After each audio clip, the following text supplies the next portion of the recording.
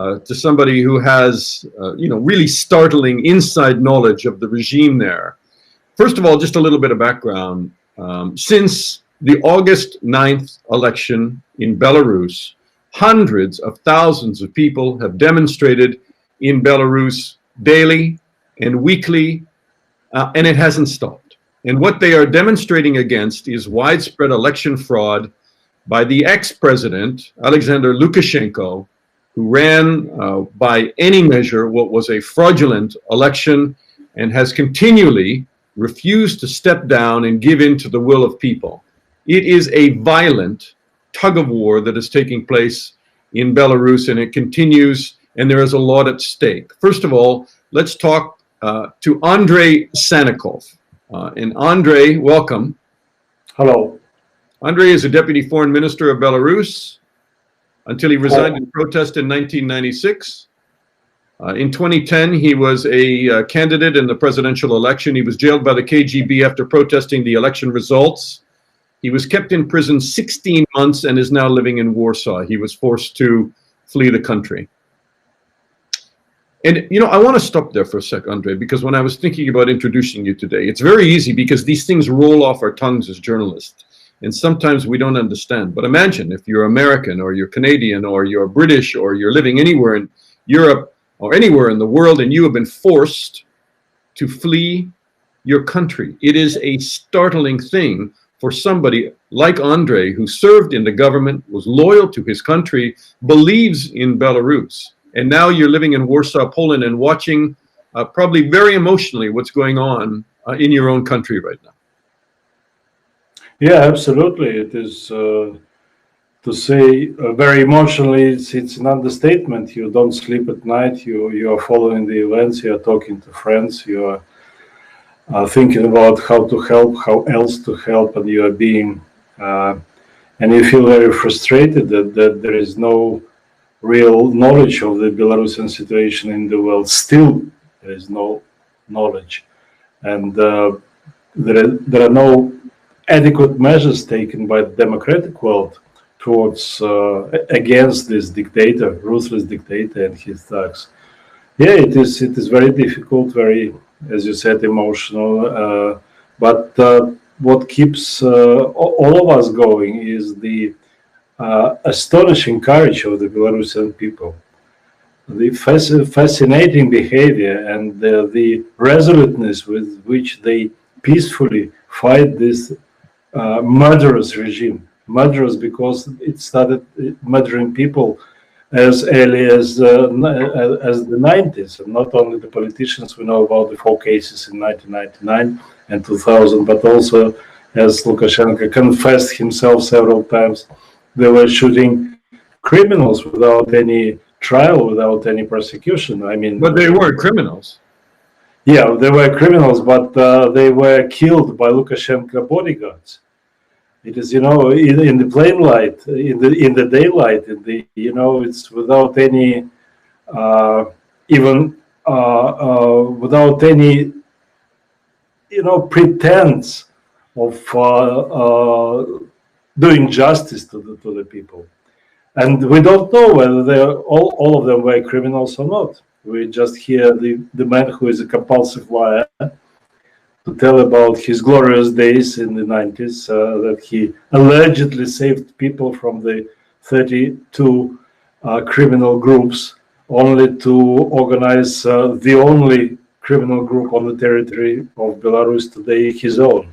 All right, let me stop you for a second and roll this back a little bit, and that is fall of the Soviet Union, and all of these countries declare independence. The Baltics, the stands, in Belarus, Lukashenko wins in a democratic election. Everybody thinks, that Eastern Europe has become democratic. What happened after that first election?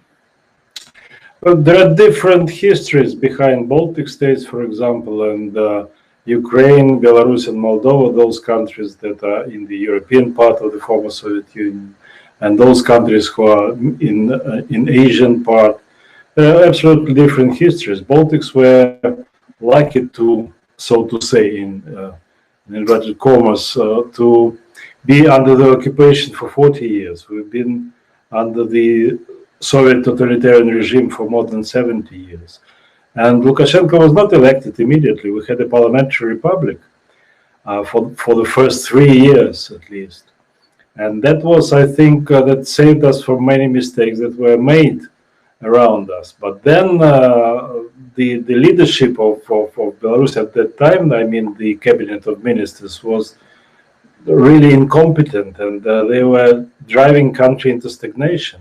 And then this populist came, named Alexander Lukashenko, who, as any populist, said that I have recipes for everything.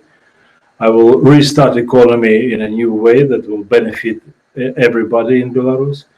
And that was a democratic election. People voted for it. And that was a democratic election, but one thing should be underlined, that this was election against, not for.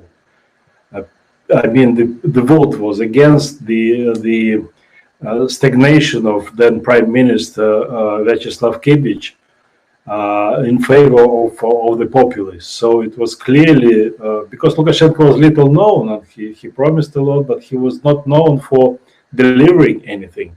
So people just believe his. He was a farm manager or something. Yeah, he was a farm manager before that. He served also in prison as the prison guard. He was doing the on petty party positions, and so no, he was very loudmouth populist, and in a way he ushered the era of populism in the world. I sometimes I think that now we have so many populists in the democratic world as well, that Lukashenko probably was the first one to indicate that this danger is coming to the world, not only to the former Soviet Union.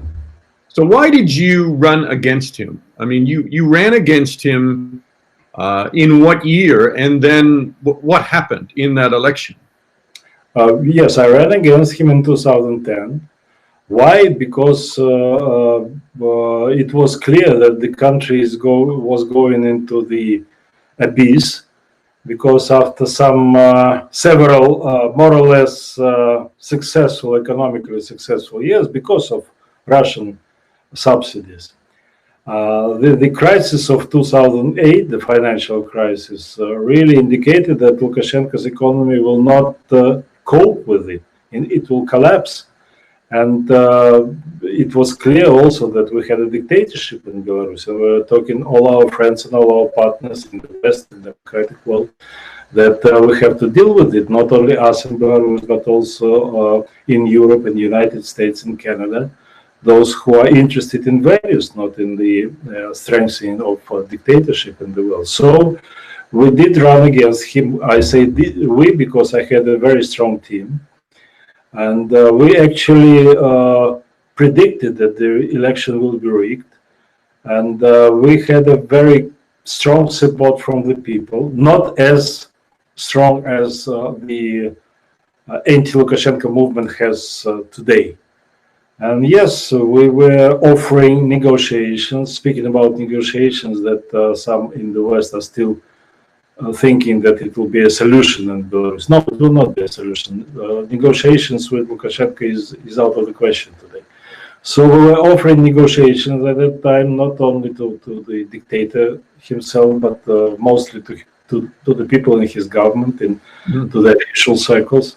But it was rejected, and we were thrown in jail because Lukashenko was so scared that he saw so many people in the square on the night of election, that at that time he ordered himself personally, and that was the signal.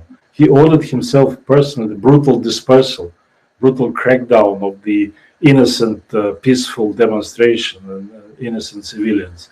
It was a signal that he will be ready, if pardoned, if this kind of crackdown is ignored, then we will have to really. We have to expect something more brutal, which is happening today. We made a mistake in the West, because that was really the first fire when the West should have really leaned on Belarus and forced him to rehold that election or canceled that election, and in the end he got away with it. And that now, fast forward to this summer, he's held this election by every single country's estimation, from America to Britain to all of the European Union now. He stole an election, and it was falsified. So now, Andrei, they've taken out the sanctions against Belarus. What is that going to do? They've named some people in Belarus, and they've said that they are going to, freeze assets abroad, travel bans. Is that going to do anything? It's very good that you say we made a mistake, but it's Dana Lewis says so. I don't hear anybody from present officials or former officials from European Union, from the Western world, from the democratic countries saying the same thing. I don't hear anybody recognizing the mistakes. I don't hear anybody taking responsibility for. Forgive me for that, but this is coming from my years in Eastern Europe as a correspondent based in Moscow for 12 years. And I understand through a lot of the former Soviet countries that did not embrace democracy very well, where democracy was stillborn, that we probably should have tried to deal with Lukashenko in that year rather than this summer. Now we have to deal with him now, but it was allowed. People turned a blind eye. Yeah, absolutely. And the world should have dealt with Lukashenko in 1999 when there were political murders in Belarus. That was the most horrible year for Belarusians until this year, because the opposition was destroyed, the leaders were murdered, and there was no reaction at that time.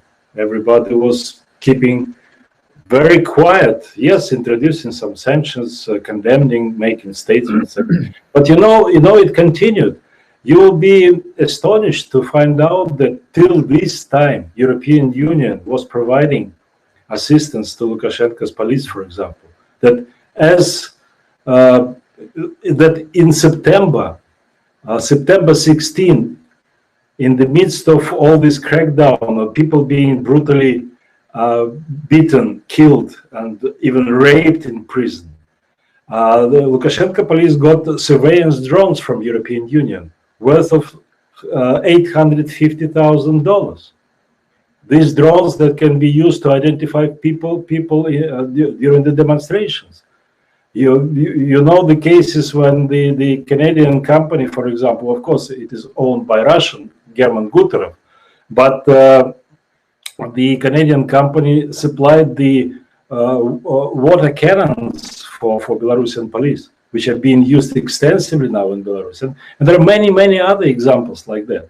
So there is... in fairness to Canada, because I'm Canadian, so I think that I was shocked that those water cannons were ever sold to Lukashenko. But in fairness, Canada has now also taken out sanctions against, I believe, against Lukashenko himself. And they're one of the few countries to do it. The UK, in Canada, the European Union sanctions stopped short of actually sanctioning Lukashenko himself.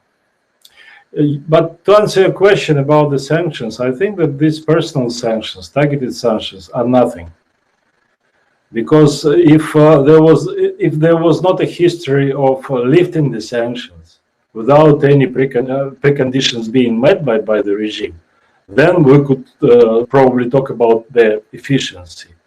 Otherwise, the sanctions were introduced when I was in jail. They were lifted in 2016 to encourage Lukashenko to continue with his politics, to encourage Lukashenko to strengthen the regime, to encourage Lukashenko to strengthen the police force in Belarus. All right, what do we do with them now? What do we do with about this now? Like this picture that we're showing now, these are men that are showing up in black masks on the weekends when these large demonstrations take place in the hundreds of thousands in Minsk and across the country. They snatch and grab people from the street. There's a lot of video online of them beating people in custody, attacking people who are even just walking on the street. I mean, these are not violent demonstrations. Most of them have been peaceful demonstrations.